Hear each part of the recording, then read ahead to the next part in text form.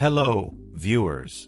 Welcome back to Insights Network, your trusted channel for global developments and analysis.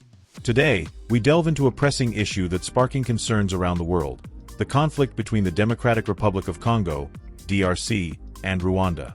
Could this escalating tension push Africa, and perhaps the world, closer to another war?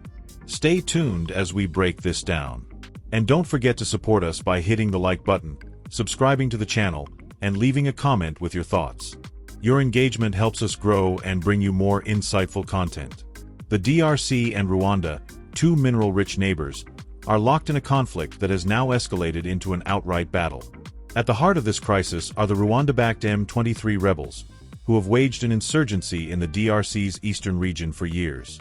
Recently, these rebels claim to have captured Goma, the largest city in North Kivu province, just as their 48-hour deadline for the Congolese army to disarm expired. This takeover has been described by the DRC as a declaration of war by Rwanda. In response, the DRC has severed all diplomatic ties with its neighbor, accusing Rwanda of violating its sovereignty. Meanwhile, Kigali, the capital of Rwanda, blames Kinshasa, the DRC's capital, for blocking peace efforts. In a chilling statement, the DRC accused Rwanda of crossing border posts and violating its territory in broad daylight, calling it an act of aggression. Listen in. At this very moment, as I stand before you, an attack of unprecedented gravity is unfolding before the eyes of the world.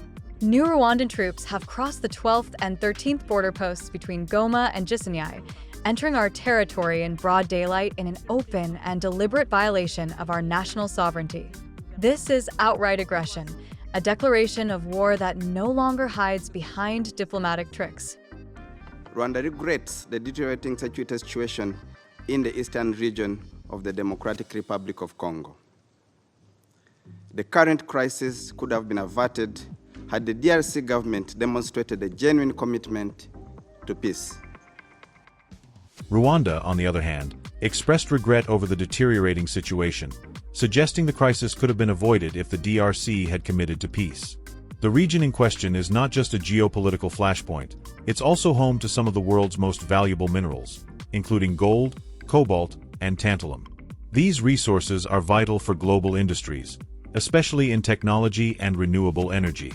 The M23 rebels have been advancing steadily, taking control of key cities in this mineral-rich region.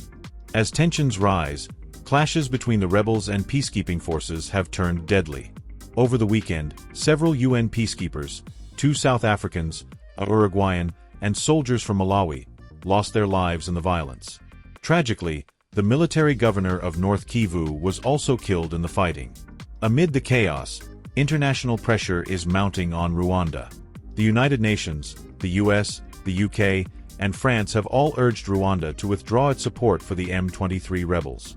The UN Security Council has condemned the rebels' actions as a blatant disregard for the DRC's sovereignty.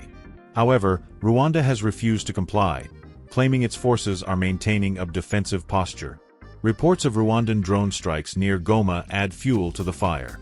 Before we dive deeper, don't forget to show your support by liking this video, subscribing to our channel, and dropping a comment below. We want to hear your views on this unfolding crisis. Ethnic and historical roots of the conflict. This conflict isn't just about minerals. It's also deeply rooted in ethnic tensions. The M23 rebels are primarily ethnic Tutsis, a group that has historically faced marginalization in the DRC. The rebels accuse the DRC government of failing to integrate Congolese Tutsis into the army and administration, as promised in previous peace agreements. On the flip side, Rwanda accuses the DRC of harboring Hutu militias, including the FDLR, which was formed by those responsible for the 1994 Rwandan genocide. These unresolved historical grievances add another layer of complexity to an already volatile situation. Humanitarian crisis. The toll on civilians is devastating. Over 2 million people have been displaced by the conflict, with many seeking refuge in Goma. Now, as violence escalates, families are fleeing once again, overcrowding hospitals and living in dire conditions. For some residents, the choice is grim. So, let's hear what one resident has to say to get a sense of feeling on the ground. I can hear the sound of bombs, the crackle of falling bullets. We decided to stay at home because as long as there are wars, those who flee the war can also die or live a bad life. That's why we thought it was better to stay at home than to die fleeing the war. If we're going to die, it's better to die here. Efforts to broker peace have so far failed. Mediation attempts led by Angola broke down last month, even as the rebels advanced toward Goma. Last week, Rwandan President Paul Kagame met with other African leaders in an attempt to find a resolution, but the future remains uncertain. Kenyan President William Ruto, chair of the East African Community, has announced an urgent summit to address the crisis. Will these efforts be enough to prevent another war?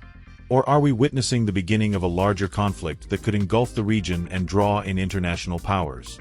Before we wrap up, we'd love to hear your take. Do you think peace is still possible, or is war inevitable? Let us know in the comments below. And if you found this analysis insightful, please don't forget to like, share, and subscribe to Insights Network. Your support means the world to us and keeps us motivated to bring you in-depth reporting on critical global issues. Thank you for watching, and until next time, stay informed, stay safe, and stay curious.